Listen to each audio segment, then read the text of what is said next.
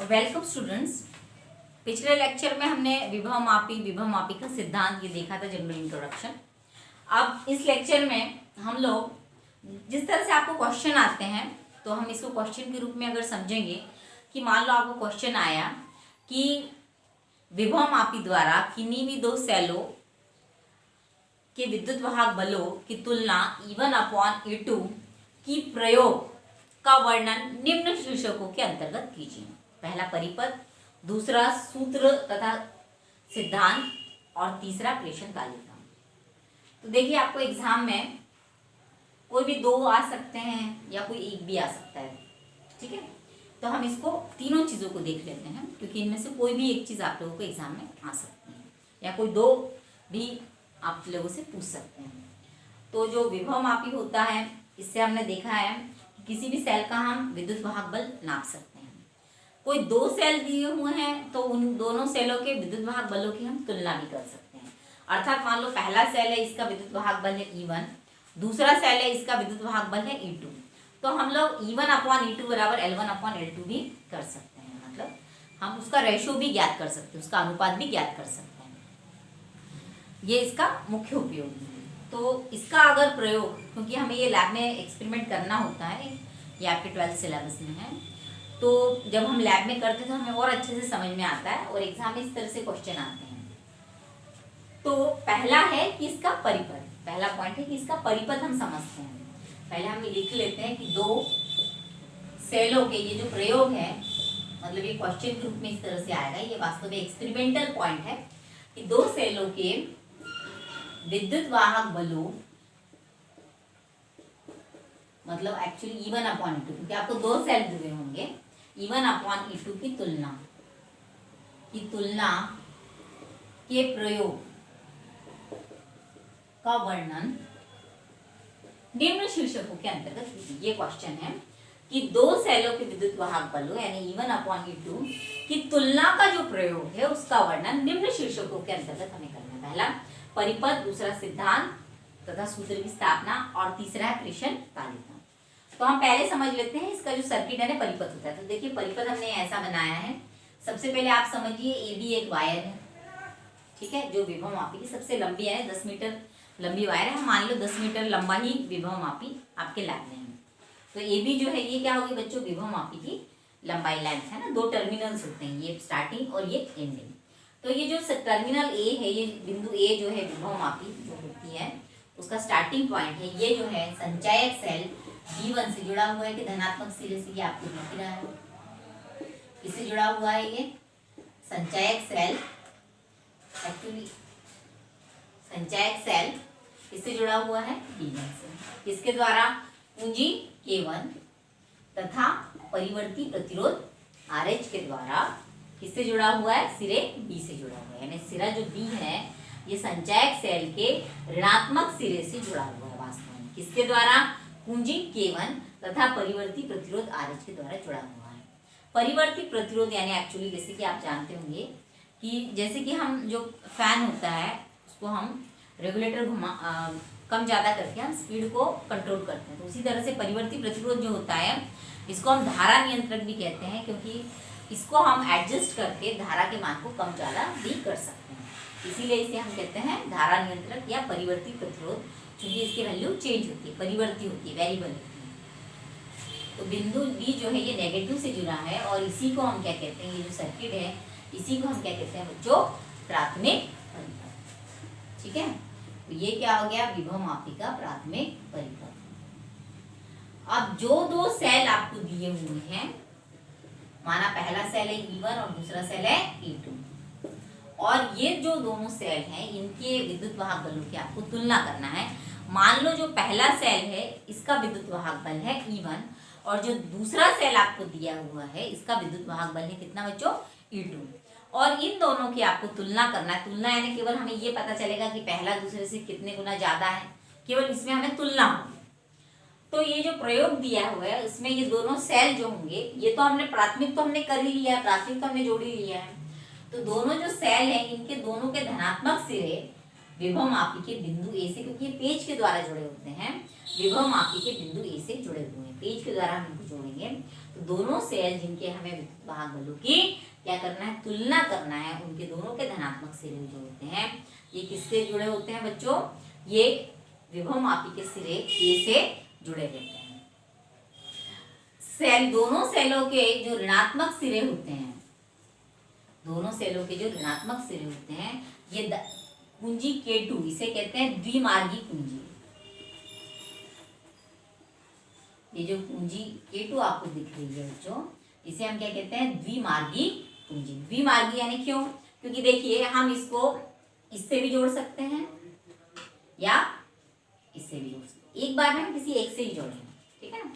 जैसे हमने इससे अगर जोड़ दी तो ये वाला सर्किट शुरू हो जाएगा, ये वाला सर्किट यूज नहीं होगा, ये कट रहेगा, ठीक है। और यदि हमने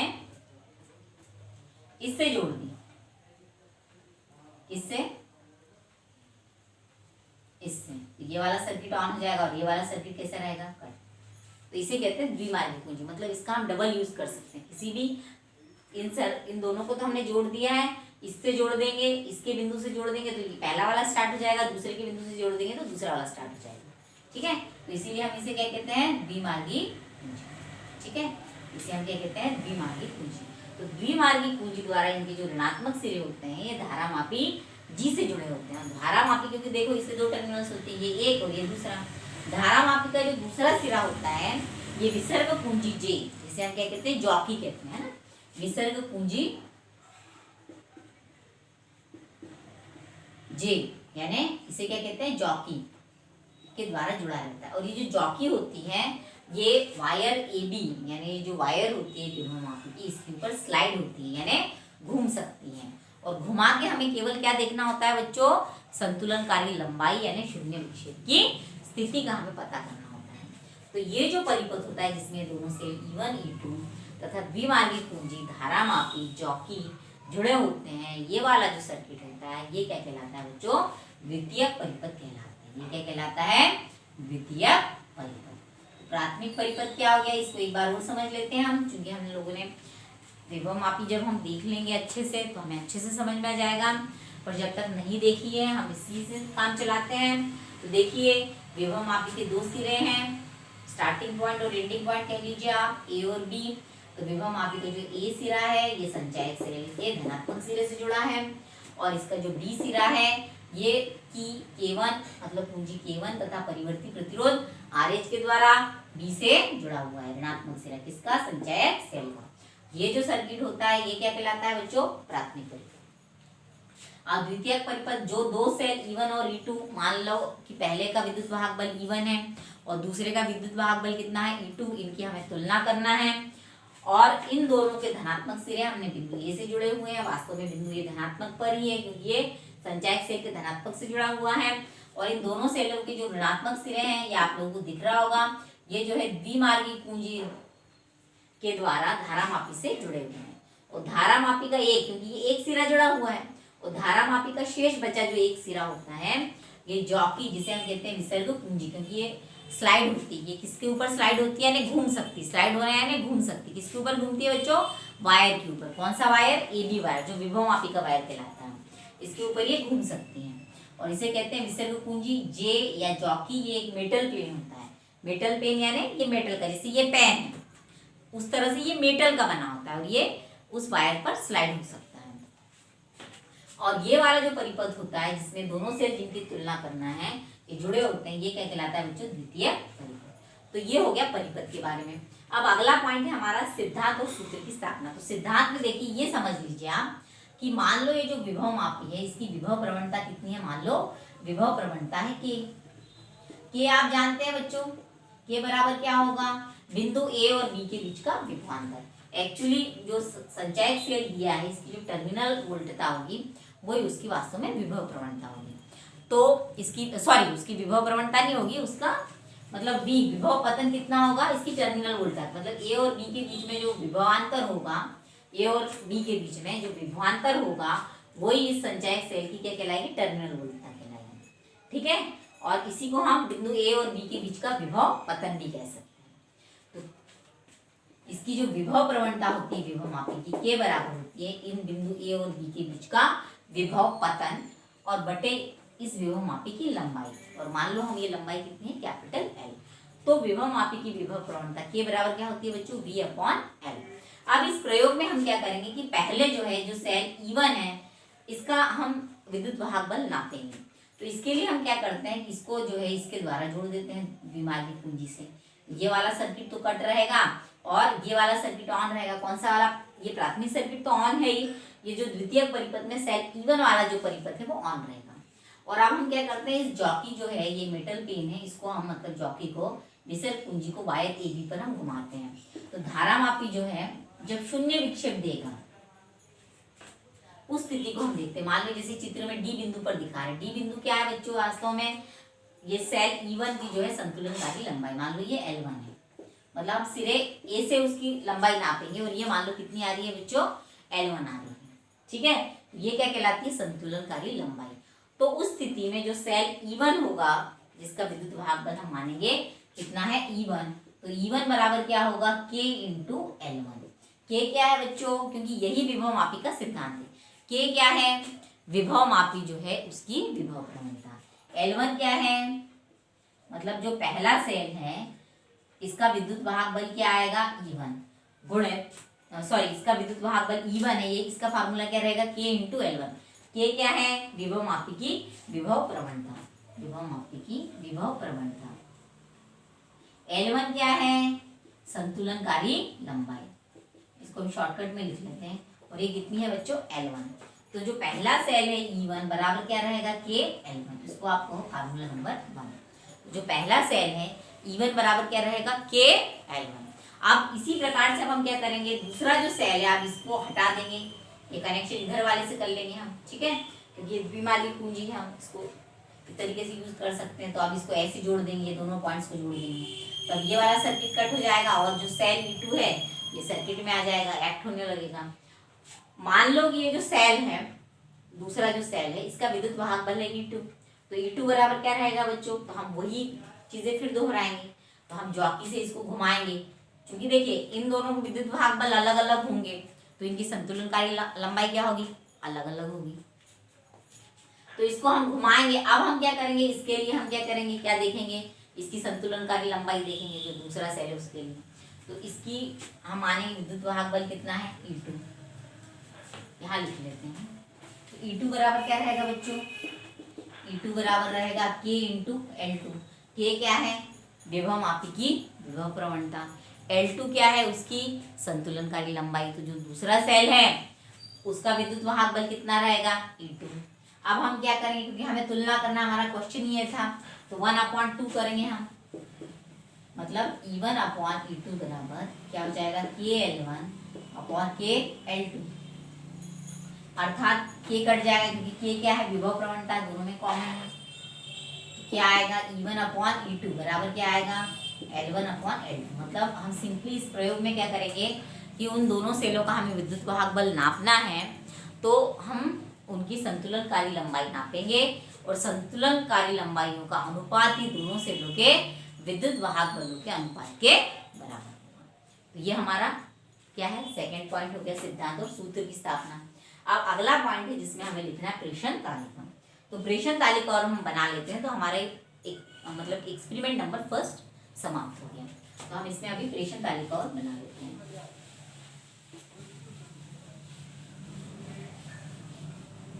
ऑब्जर्वेशन टेबल,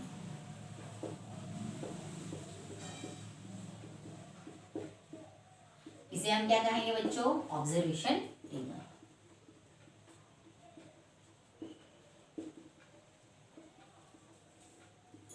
ठीक है, तो पहले तो हम लिखते हैं क्रमांक, उसके बाद में हम क्या लिखेंगे बच्चों, सेल E1 की संतुलनकारी लंबाई, है ना, जो हमने सेल E1 लिया है उसकी संतुलनकारी लंबाई।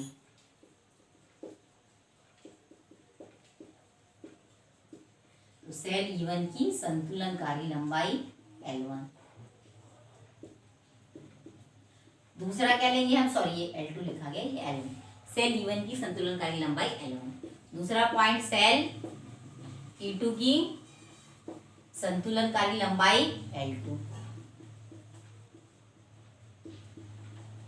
और तीसरा पॉइंट क्या है, E1 upon E2 is equal to L1 upon L2, यही हमें निकालना है।